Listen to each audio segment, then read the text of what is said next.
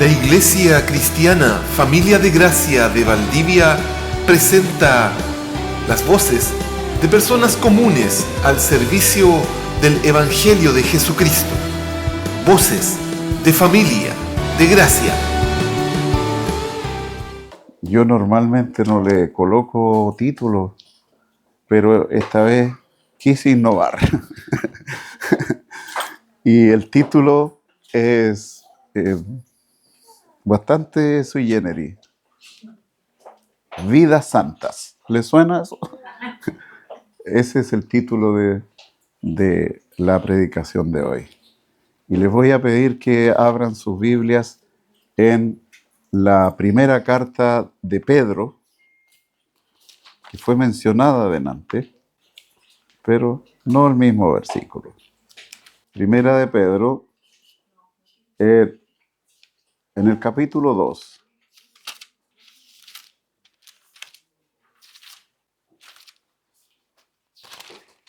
Se me escondió Pedrito aquí.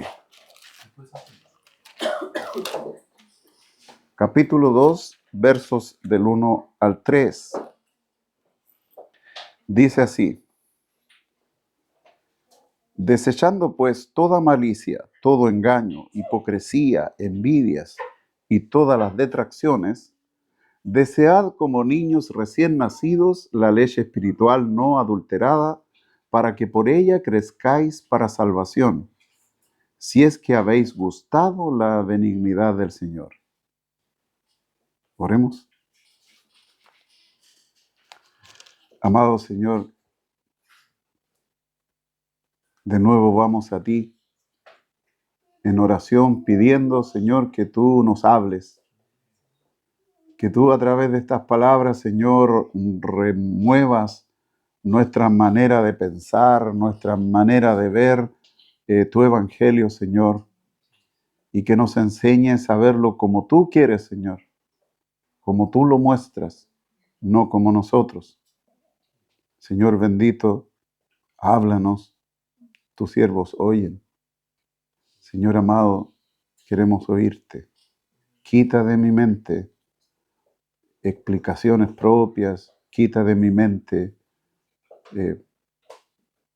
conceptos previos, Señor.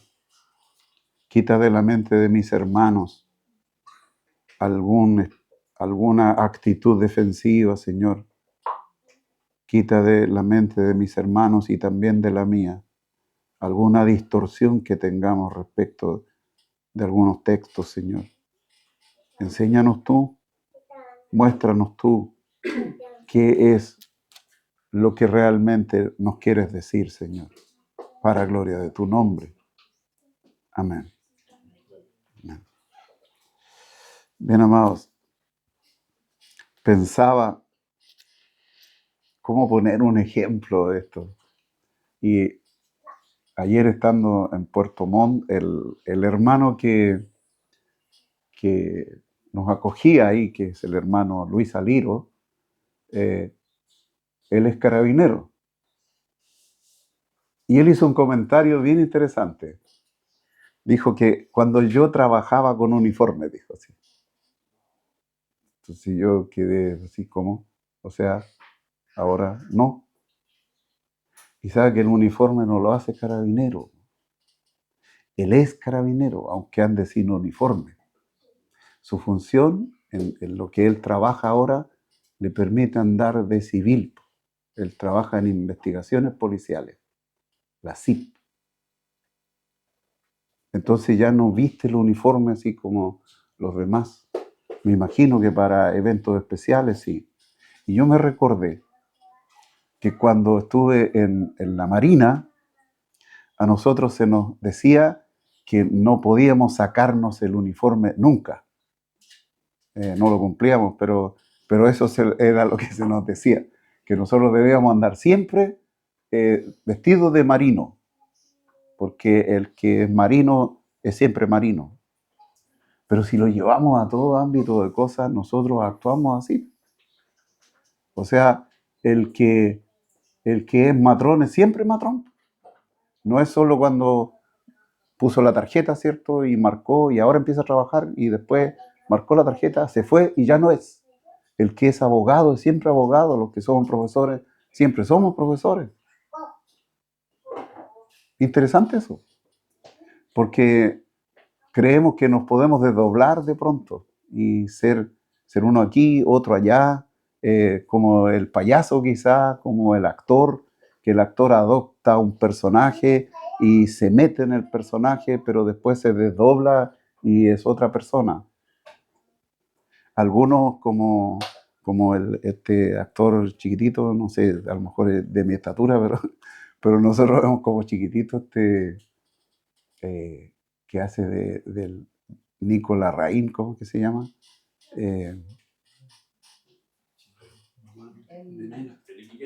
El iquiqueño, sí. ¿Cómo que se llama? Pero lo tienen en mente.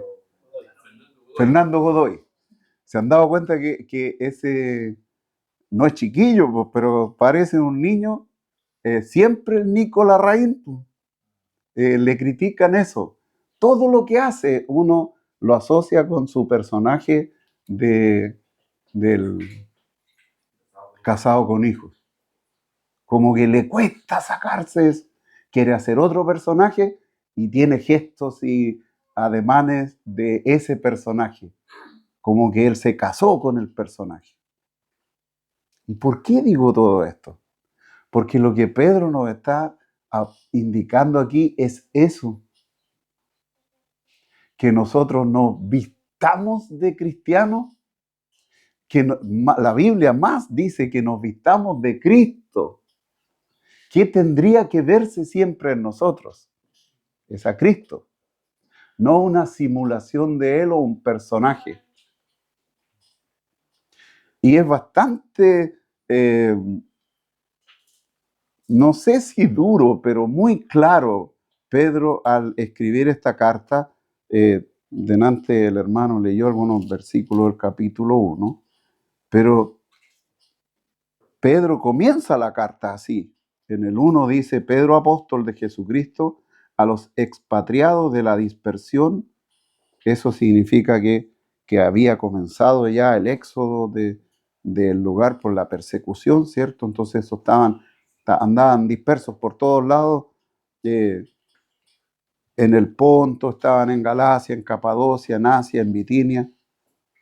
Y agrega esto, elegidos según la presencia de Dios Padre en santificación del Espíritu para un propósito, para obedecer y ser rociados con la sangre de Jesucristo. Gracia y paz os sean multiplicadas. Y comienza entonces a explicar qué se espera de ellos y por lo tanto qué se espera de nosotros. Porque esta carta fue escrita, claro, para los cristianos que están en la dispersión, pero nosotros no fuimos dispersados de ninguna parte, pero nosotros hemos recibido el Evangelio producto de esa dispersión que se provoca. Y entonces ellos están ahora viviendo en lugares con los gentiles. Y la exhortación para ellos es que sean ejemplo de los gentiles, para que los que se conviertan, incluso a los gentiles que les habla aquí, hagan una distinción. Fíjense que en el verso 11 del capítulo 2 dice, amados, yo os ruego como a extranjeros y peregrinos que os abstengáis de los deseos carnales que batallen contra el alma. Le está hablando aquí a los judíos. Al lugar que van son extranjeros y son peregrinos. Pero también esto tiene un doble sentido. Nosotros somos extranjeros y peregrinos en esta tierra. En mi Biblia dice que el Señor asegura que nosotros estamos aquí, pero no somos de aquí. Así como Él estaba aquí en el mundo, pero no era del mundo. Tampoco nosotros, porque tenemos una ciudadanía en los cielos. Somos extranjeros aquí, somos peregrinos aquí. Hay una canción que alude a eso, que somos peregrinos. Entonces aquí está hablando en un doble sentido. Él les dice a ellos que como extranjeros y peregrinos se abstengan de los deseos carnales que batallan contra el alma. Amados, no sé para ustedes, pero para mí esto termina siendo bastante complejo. ¿Saben por qué? Porque Satanás se encargó de hacer una pequeña distorsión de esta palabra.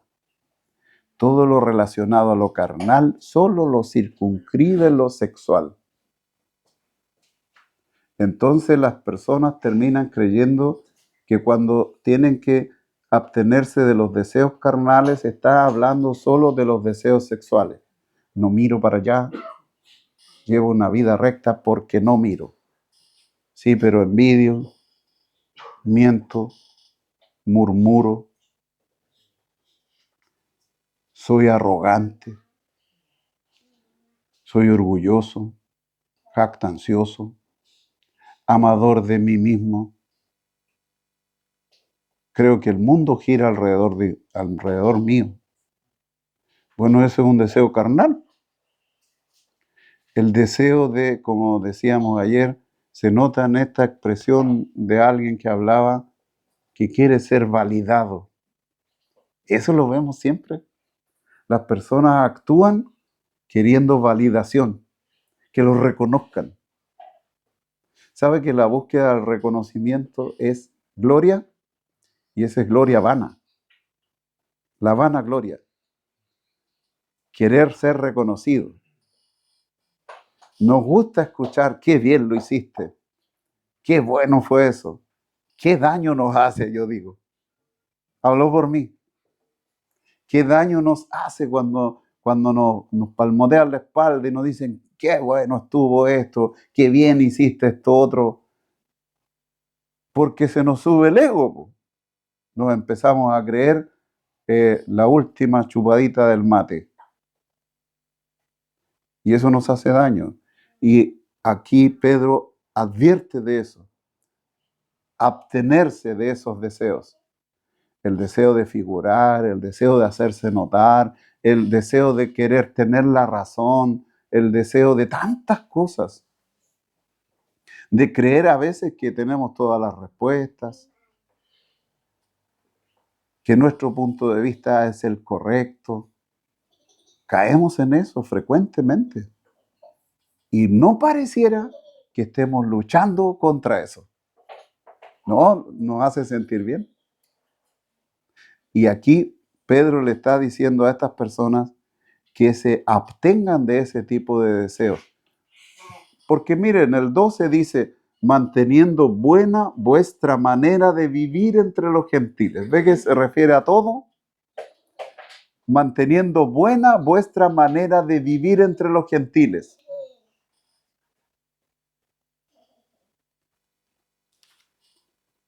Para que lo que murmuran de vosotros como de malhechores, glorifiquen a Dios en el día de la visitación. No, que esta persona era otra cosa. Al considerar vuestras buenas obras, aquellas que el Señor preparó de antemano para que anduviésemos en ellas. No las obras nuestras, que son muertas, sino las obras que Él preparó, que van a tener como muestra el amor. A eso nos manda el Señor. Fíjense que en el versículo 24 nos cuenta de algo glorioso que hizo el Señor Jesucristo, como para que tengamos ánimo, como decía nuestro hermano delante, y pongamos nuestra fe, nuestra esperanza en eso que tiene que llegar a suceder. Dice aquí, refiriéndose al Señor Jesucristo, quien llevó Él mismo nuestros pecados en su cuerpo sobre el madero. Nosotros no tenemos que luchar, hermanos, para ganar algo, ¿no? Cristo ya lo hizo. Él venció. Él cargó nuestro pecado en el madero. Nosotros no hacemos nada, entonces no dice eso.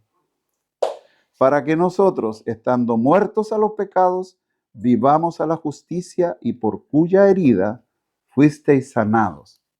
¿Cuál herida?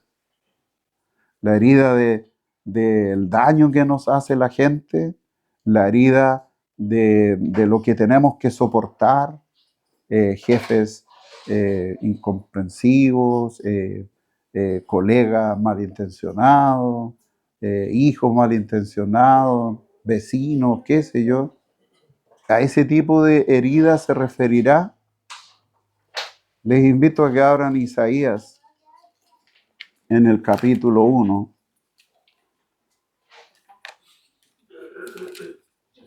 Se lee un texto que hemos mencionado muchas veces. En el versículo 5 y 6, capítulo 1 de Isaías, versículos 5 y 6, se lee lo siguiente. ¿Por qué querréis ser castigados aún? ¿Todavía os rebelaréis? Toda cabeza está enferma y todo corazón doliente. Desde la planta del pie hasta la cabeza no hay en él cosa sana, sino herida, hinchazón y podrida llaga. No están curadas ni vendadas, ni suavizadas con aceite. Lo que está haciendo Isaías aquí es una descripción que Dios le manda que haga de como él ve al ser humano. Lo ve así, como una herida, de arriba hasta abajo, podrida, maloliente, no está curada, dice. O sea, no solo hiede, sino que además se ve mal. Así nos ve. Pero en el mismo Isaías, en el capítulo 53,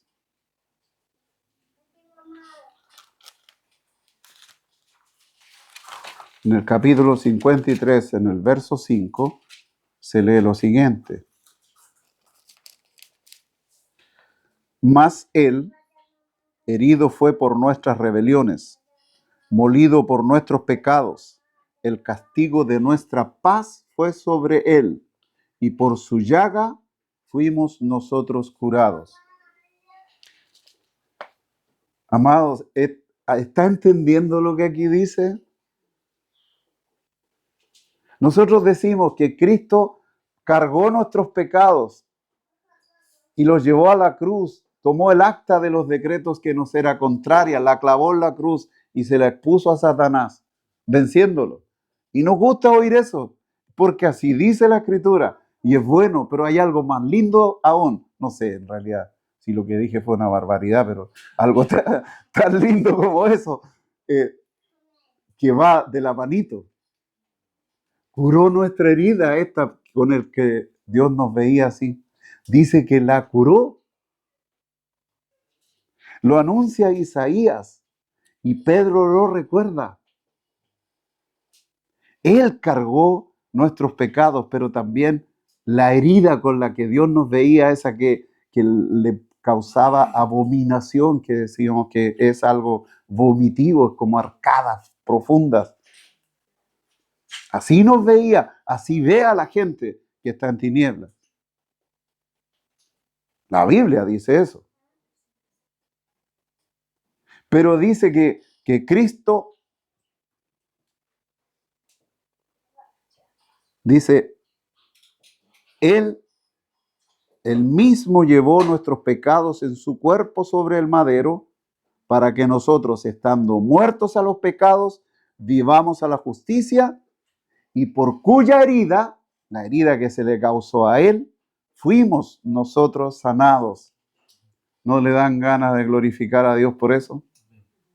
Fuimos sanados de esa herida, no de las heriditas esas que alguien me ofendió. ¿Sabe que cuando usted se siente ofendido, lo único que se ha herido es su orgullo? Preocúpese. Si cada vez que alguien le dice algo se ofende, ore. Yo he tenido que aprender eso a la mala. Ore. porque su ego, no sé a quién le hizo sonar la oreja, el, su orgullo ha sido herido y eso es lo que lo hace reaccionar. Cada vez que se defiende, porque el orgullo está herido. Glorifico al Señor por lo que pasó ayer en el camino a Puerto Montt. Nos detiene ahí un amigo en el camino. Documento.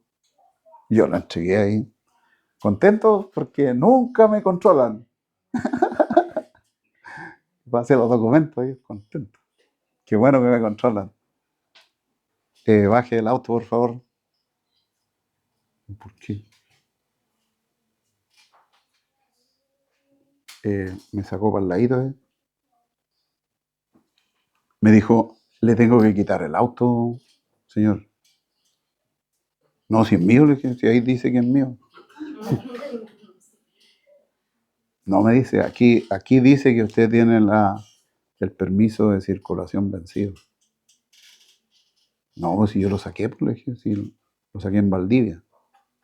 Aquí dice que está vencido, señor. La segunda cuota no ha sido pagada. Yo no me acordaba de eso. Y glorifico al Señor porque de verdad, en otra oportunidad, yo me habría puesto a discutir. Pero no, pues si total es una cuota nomás, pues si es un impuesto para la municipalidad. Pero yo estaba cometiendo una falta y él tenía razón. ¿Y sabes lo que ocurre? Y por eso glorifico al Señor. Él me dijo, pero sabe, yo voy a usar el criterio, me dice. ¿De dónde es usted? De Valdivia. ¿Y para dónde va? A Puerto Montt. ¿Va por mucho rato? No, vamos y volvemos.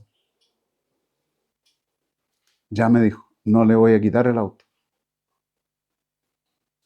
Pero trate de volver lo antes posible y no circule con él. Y me pasó el parte. No me saqué el parte, pero me pasó el parte. Pero yo glorifico al Señor porque la reacción que tuve no era de Víctor Ulloa.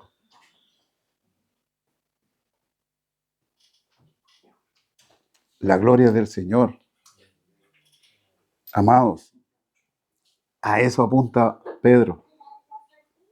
Que nosotros hagamos morir nuestra carne. Decíamos en la unión la otra vez que parece que llevamos el difunto a la rastra nosotros. El viejo hombre ahí a medio morir saltando, o sea, todavía medio vivo. No, pues se nos dice que debemos desechar lo antiguo.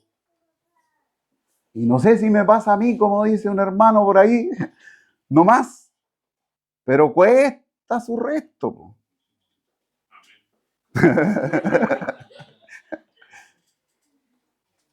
Decirlo es sencillito, pero de verdad cuando nos pisan un callito, saltamos al tiro, estamos vivitos todavía. Aquí dice que debemos considerarnos muertos al pecado, vivos para Dios. Y eso es lo que debemos aprender. ¿Cómo lo vamos a aprender? Que nos repitan esto vez tras vez. No. Teniéndolo presente, con una vez basta. Con una vez basta. Nosotros aprendemos algo cuando podemos explicarlo en sencillo. Pero yo le agregaría algo más. Aprendemos algo cuando podemos aplicarlo. Más que explicarlo. Aplicarlo. Me enseñaron una tabla y si yo puedo multiplicar con esa tabla, de multiplicar, sí, pues no de las de palo. Entonces yo aprendí. Si yo digo, no, sí, me enseñaron a mí, yo sabía, pero aquí se me olvidó cuánto era 6 por 8. Entonces no aprendí todavía. Nos pasa en el Señor. Como que aprendimos unas cosas y otras se nos olvidan. Se nos olvidan. Y ahí como que nos gustaría que la Escritura dijera otra cosa.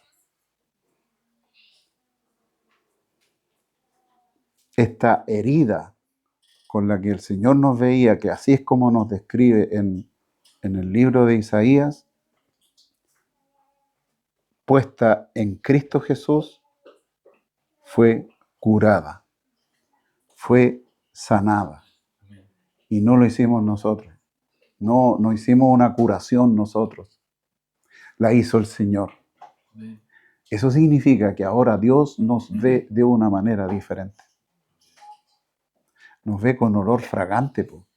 Por eso el olor fragante. Porque antes de eso, puro mal olor. No voy a decir quién, pero alguien comentaba una vez que su hijo está creciendo y las hormonas se están notando en el crecimiento porque hay que decirle a cada rato, ¿te bañaste? ¿Te bañaste?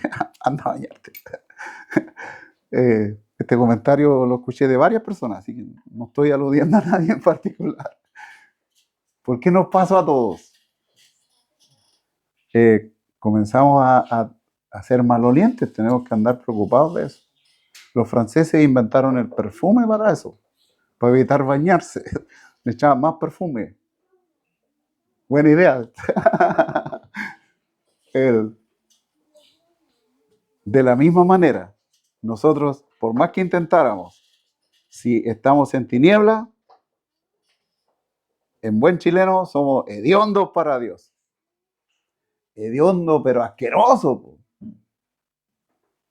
Yo he tenido heridas así medias complicadas, que si no las estoy curando, yo noto que está hedionda la cuestión, pues si yo la noto, yo digo, se debe notar de lejos. Los que tienen heridas que son diabéticos, sufren con eso. Sufren con eso. Se pone de mal olor como carne podrida, tal cual. Yo quiero pensar que así es como nos describe el Señor, como carne podrida que se está putrefacta, que se está muriendo.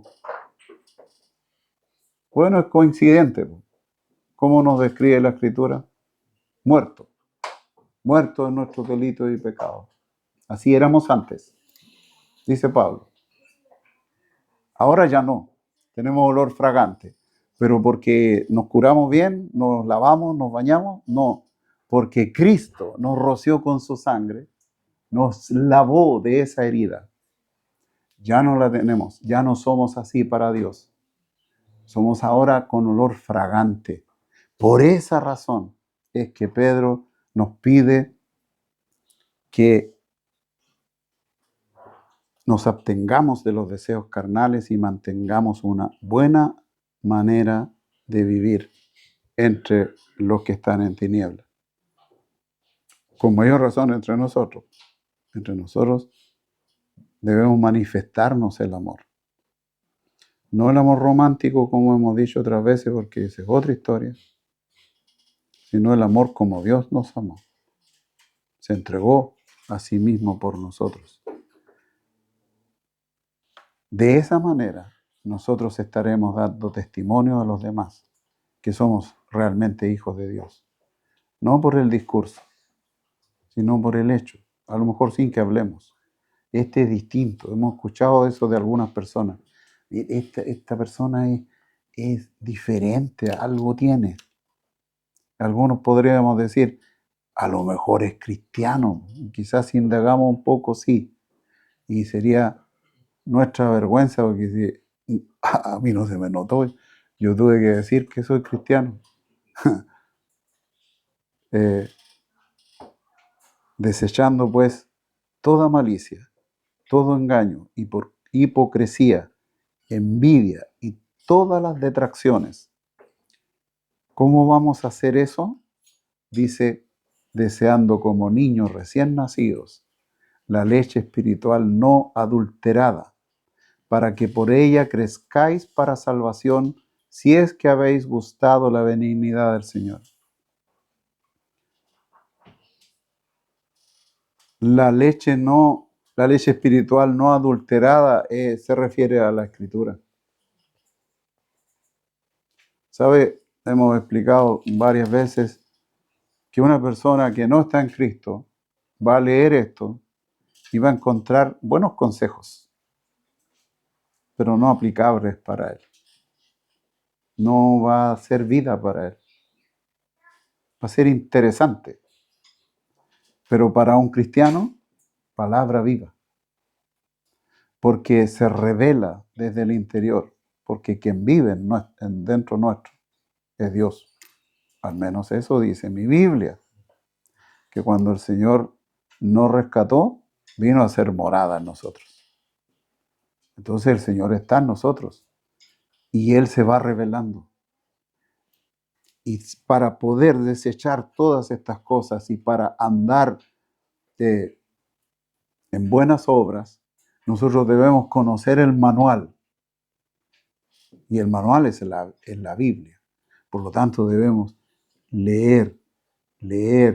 Dice, deseando como niño en la leche. Es interesante la figura esto. Nosotros vemos a los niñitos. Ayer había un guaguito de meses nomás del hermano David y la hermana Jenny. Y claro, de pronto se pone a llorar, porque quería su mamadera. Él estaba esperando su leche. Y le dieron la leche y se quedó tranquilito. Bueno, eso es lo que está diciendo aquí, po. Así como un niño recién nacido reclama y friega a su mamá por la leche y agarra y quiere a cada rato estar tomando leche. Bueno, de la misma manera se nos invita aquí a que nosotros deseemos esta leche. Comparémosla con el alimento.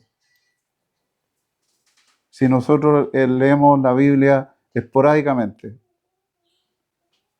comamos esporádicamente, a ver qué nos va a pasar. Vamos a tener flaquitos, famélicos, desnutridos, cada vez con más hambre, hasta que ya deje de doler y empecemos a perder la vida, esta vida, la que nosotros entendemos. De esa manera deberíamos sentir hambre, un signo de hambre, cuando no leemos la Escritura. No nos quedemos solamente con el estudio del martes, que ahí escuchamos más que nada, con el culto, y con eso que me baste, y algún temita por ahí en YouTube o en la radio. Porque la invitación es a desear como niño la leche espiritual. Que de verdad tengamos hambre. Quiera el Señor que nos inyecte ese deseo, esa necesidad diaria, continua, de escudriñar su palabra. Vamos a comenzar a entender cosas que nos van a sorprender. Oremos. Amado Señor, gracias Señor bendito, porque tú permitiste que estas palabras quedasen grabadas, Señor, por los siglos de los siglos. Señor, ya no tenemos que escuchar como relatos como era en la antigüedad, Señor, sino que ha quedado registrado para que pueda ser traspasado, Señor.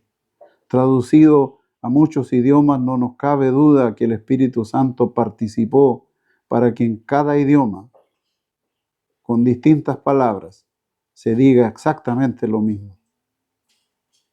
Señor amado, gracias, porque esta palabra es fiel y verdadera, porque te revela a ti, Señor, porque podemos conocerte a través de ella, también a través de la comunión contigo en oración, en ayuno.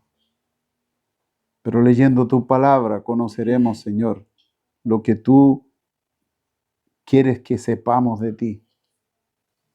Señor, danos el anhelo, así como un niño, de la leche espiritual no adulterada que es tu palabra, Señor bendito, para que no estemos ni un día sin recibir de ella, Señor. Muévenos, Señor.